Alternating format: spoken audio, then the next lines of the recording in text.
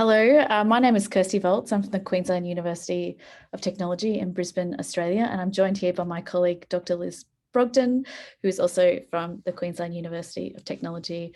We'd like to start by acknowledging the traditional owners of the lands on which we are presenting from, the Yagara and Turrbal people, and acknowledge that these lands have always been places for research, teaching, and learning. Today, we're going to outline a presentation which just provides an overview of the methodology for a project we've been working on over the last 12 months. The title of the paper is Searching for Goldilocks, Just Right, Interdisciplinary Approaches to Defining the Regional Climate Character of Cities. Sorry, and that's us. That's me, Kirsty, and Liz. Thanks, Kirsty. So climate as defined by planning instruments and building legislations only concerned with energy efficiency and not the broader impacts of climate on our cities in urban and regional areas. So this study reinforces that climate must be understood as more than temperature and relative humidity. We're saying that climate conditions inform lifestyle, culture, and a sense of place, as well as vernacular styles of architecture, especially pre-air conditioning, and therefore heritage and city character. So our paper outlines interdisciplinary methods we employed to achieve evidence-based climate responsive planning and policy interventions in the emerging urban centre of TOOWOOMBA in Queensland, Australia. So in this study of Toowoomba's warm temperate climate as part of the recent planning scheme review, legislated definitions of climate are consistently problematic. For architectural design to be responsive to climate character as a variable condition across a region, interdisciplinary investigations that draw upon accurate, fine-grained climate data must be more widely adopted. This is particularly relevant given that many planning schemes and building legislation fail to adequately define regional climatic conditions. The quality and coverage of weather and climate data that are currently incorporated into building codes results in zoning maps that are able to inform general approaches to energy efficient and climate responsive design. This is a particular challenge for countries with diverse geographical landscapes and climate variability, such as Australia. Australian cities are facing increasing issues with housing affordability, as well as issues of congestion due to poor planning and a lag in infrastructure investment. As a result, there's been a slow population migration from cities to regional centres.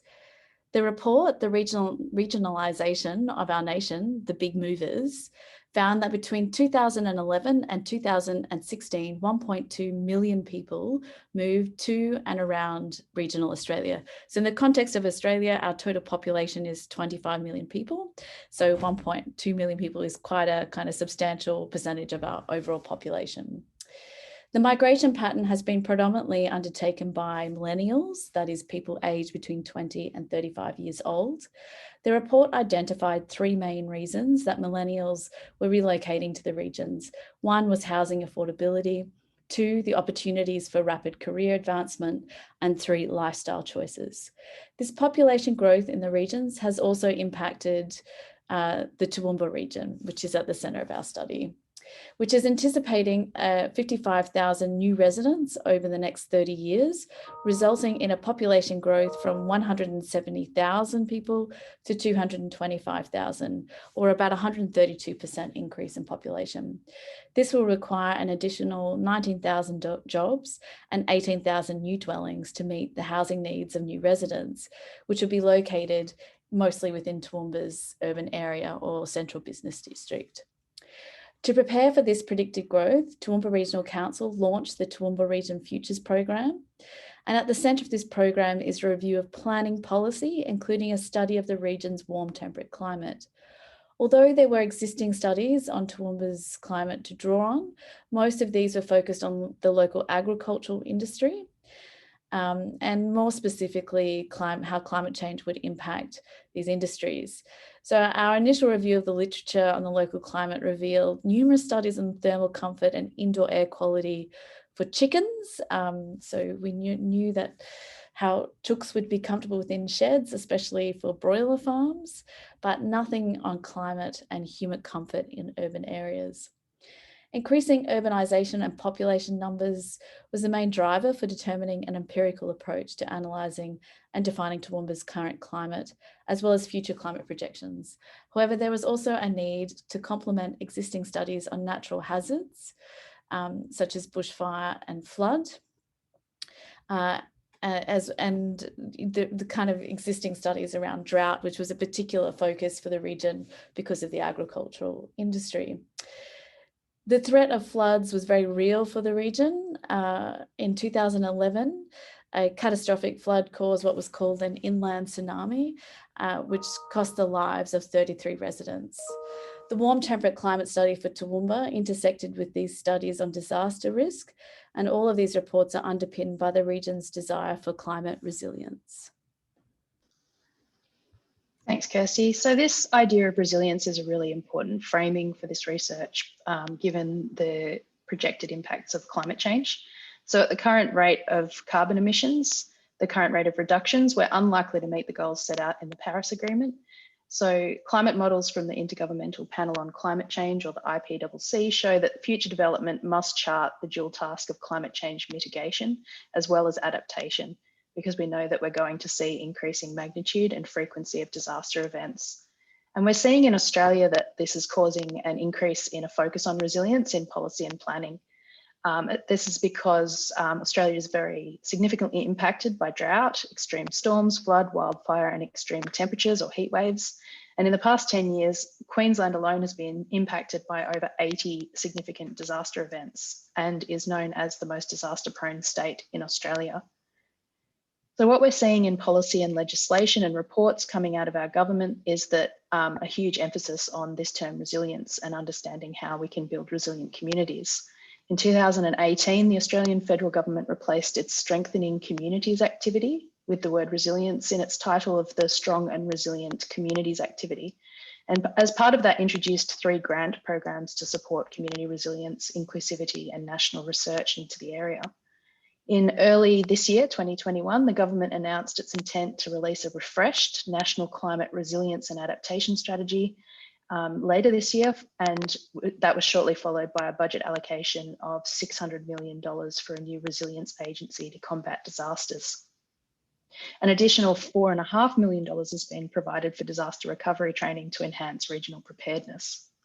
So we're seeing this at a state level too. So it's filtering down with the Queensland State Government announcing a $19 million disaster resilience and risk reduction fund this year as part of a national partnership agreement on disaster risk reduction. And regionally, we've got what's called the Climate Resilient Councils program, of which 47 Queensland local governments, including Toowoomba Regional Council, have signed up to ensure strong climate risk governance in regional areas.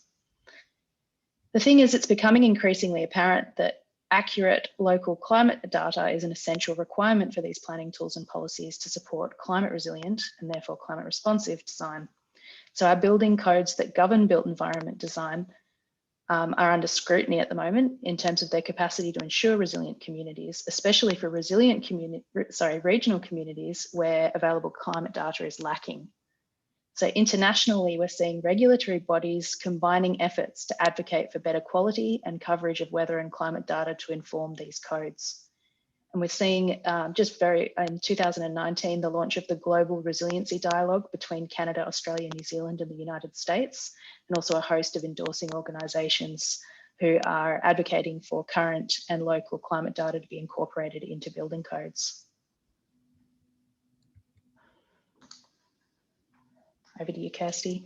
Thank you, Liz. So in this study, we outline an interdisciplinary methodology that was developed for the Warm Temperate Climate Study and Design Guideline project commissioned by the Toowoomba Regional Council. The project team included expertise from architecture, design, climate science, and sustainable urbanism. So this paper examines this interdisciplinary approach to building design to reveal the value of such collaborations in light of climate change. Combining climate science with building science and design confirmed local anecdotal knowledge about the region. The study demonstrates how Toowoomba is positioned as a resilient regional centre according to climate projections. Toowoomba is Australia's 17th largest city and the 2nd largest inland city. It is currently home to approximately 134,000 people and experiencing rapid population growth.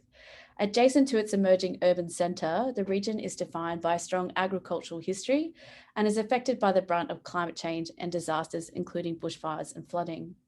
In a recent heat mapping study of the region by the Queensland State Government Agency, the Toowoomba region was identified as one of the most vulnerable regions in Queensland when it comes to increasing temperatures and disasters such as bushfires. However, the report's findings mistakenly attributed high temperatures to the urban heat island effect, when they were in fact caused by excessive landscape clearing for agricultural activity. So the maps kind of showed the heat areas, and predominantly the heat was around a section of Toowoomba called Oakey, which is quite a way west from the CBD. There is no kind of urban fabric in Oakey. It's really just a lot of cabbage farms, broccoli farms, and chook farms. So that was a mistaken kind of attribution to urban heat island effect. This report is one of many examples representing misinformation or misinterpretation of climate data for the Toowoomba region. In response to this, the local council dedicated a section of their recent planning review to obtaining a better understanding of their local climate. The brief for this aspect of the project requested a scientific inquiry into historical data on Toowoomba's climate, as well as projections about its future climate. Importantly, it also asked how climate had influenced and continued to influence Toowoomba's architecture, city making, and built form. Climate for this region informed its existing character, both in terms of aesthetics and lifestyle. Historically, Toowoomba has been kind of a destination for European colonialists to retreat from the heat and humidity of coastal cities. So Australian populations all kind of cling along the coastline, and cities' centres such as Brisbane are quite warm and humid. And this had informed what was called the kind of European fashioning of its built environment. This attractive architectural history alongside a temperate, desirable climate, the one that we call Goldilocks, and that it's not too hot and not too cold, are key to the region's campaign for attracting tourism, new investment and residents to the region, describing their CBD as the Melbourne of the North. We briefly acknowledge here the traditional owners and Indigenous people of the region, the Jagera, Jiabal and Jawa people, who have their own detailed understanding of the local climate that extends millennia beyond records, as well as the cultural history for the region. Although it is the intention to better understand their knowledge in future studies, this work is yet to be completed.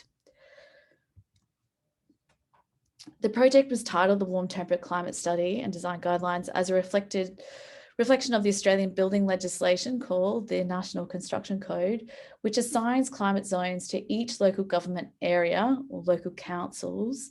These climate zones are arbitrarily assigned according to political boundaries and are determined according to energy efficiency requirements rather than an empirical understanding of climate.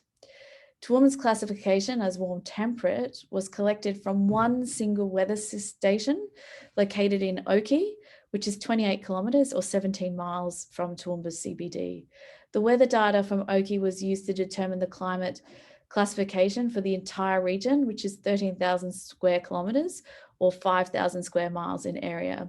In fact, the same climate data was used for two neighbouring local government areas on weathers, and so that basically covered a total area of 28,000 square kilometres or 11,000 square miles. So one weather station for 11,000 square miles. Obviously, this data was insufficient to create an accurate understanding of the local climate. The only data available outside of these full weather stations was a collection of rainfall data that's kept by local post offices. There were 10 local post offices who maintain rainfall records over a number of decades. Unfortunately, they did not collect any other weather data such as temperature or humidity, air movement or air quality. This is similar finding to another study in the north of Germany on regional land use planning, where because of agricultural industries, the only climate factor focused on was water and precipitation. And in that particular study, the authors highlighted that the failure to collect climate data was caused by a similar bias in observation that might be caused by the visibility of the impact of climate change on the agricultural landscape, in that they are really only focused on the impact of drought.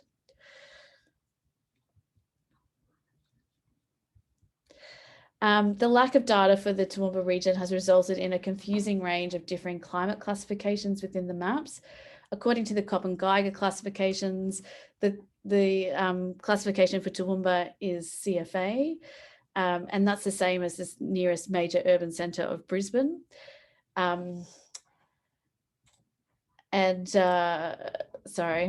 However, according to maps from the Commonwealth Scientific and Industrial Research Office and the National Construction Code, Toowoomba's climate is different. So this is a kind of discrepancy of one of many discrepancies we found in collating the data. Working with a climate scientist from a local university, we were able to locate a further 4 weather stations, providing the study with data from a total of 5 weather stations in the region. These weather stations provided general climate variation across the region. However, it was still inadequate to understand local climatic conditions and specific microclimates. As a result of this, the local university, the University of Southern Queensland, has now invested in 10 more local weather stations to be located throughout the region, so as to provide more accurate climate data that covers the entire region. As local governments increasingly grapple with the effects of climate change and major climate events such as floods and bushfires, it is concerning that there is still insufficient information and data available on climatic conditions, especially climate trends. The failure to focus on regional areas has meant that the development of new planning instruments has few resources and data to inform policy making. And this means the identification of successful climate responsive policy planning and design strategies extremely difficult and problematic.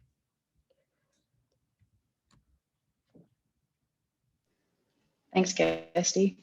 So through this research, we found that these barriers can, at least in part, be overcome through new types of partnerships between experts that are situated across different sectors and also disciplines. So the proposed methodology that we present here targets an identified gap in knowledge, which is caused by the problem of insufficient weather station data in regional areas, and then building codes that do not reflect local climate conditions. So this raises the questions of how to define locally specific design guidelines in regional cities and areas. On the Australian Bureau of Meteorology website, they state that climate is what you expect and weather is what you get.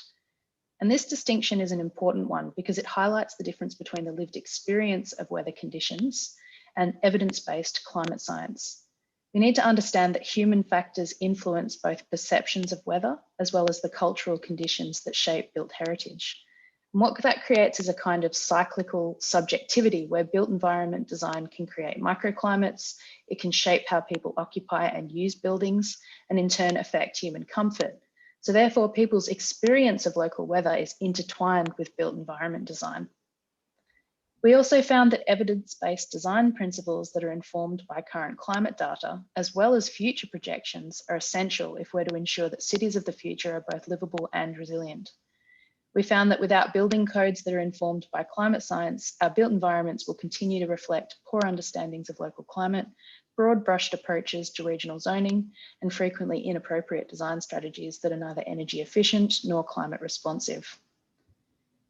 Thirdly, we found that efforts to progress building codes and design guidelines responsive to local climate are hindered by a lack of accurate, local, and current climate data. In the Toowoomba region, we found that it's evident that there are in the Toowoomba region, we found only 2 fully operational weather stations with adequate records to define the local climate conditions. And this problem is widely observed, where data that are integrated into building codes are usually static and also outdated. So it's common to see weather data that's up to 30 years old informing building codes. And this means that it's both outdated, but it doesn't reflect future projections of how climate is changing. This limits the ability to develop building codes and design guidelines that support energy efficient and climate responsive buildings. And the challenge lies in accessing up-to-date data records for all regions, as well as the predictive data about the hazards that buildings are likely to face into the future. Finally, we point to the value of interdisciplinary collaboration. So, as well as the challenge of data access, there's a need for interdisciplinary knowledge and skills to interpret that data and apply it according to built environment design principles. So our research found that combining built environment expertise with climate science illuminates pathways forward for the development of policy and codes. So the Toowoomba Regional Council, through this project, engaged with 2 academic institutions and 1 private consultancy, resulting in the integration of disciplinary expertise from architecture, design, climate science, and sustainable urbanism. So this partnership opportunity has revealed the need for an in-depth analysis and study of climate that can only be achieved by working with a climate scientist to inform a critical reading of how climate can inform city planning and building design. Thanks, Liz. So to conclude, our shifting climate is creating new risks, requiring mitigative action through built environment design. Legislation, policy, codes, and strategies must now preempt future climate conditions or risk human suffering, loss of life, and financial loss associated with extreme weather events. In the development of the warm temperate climate study for the Toowoomba Regional Council, we could have taken a conventional approach and based our study on simplified climate classifications already available. Instead, we took the opportunity to work with a climate scientist and collect raw data, which ensured that we did not perpetuate discrepancies in existing climate mapping or propose building design principle based on flawed or inadequate data. For city makers, planners, designers, and architects to properly engage with appropriate solutions for climate and climate change, we need to draw from expertise and knowledge outside of our own disciplinary boundaries. This paper has highlighted the value of working in a multidisciplinary team to study climate in ways that inform planning legislation to promote climate resilience. Working with a climate scientist in a design and planning team was integral to developing an accurate definition of local climate for the warm temperate climate study for Toowoomba Regional Council.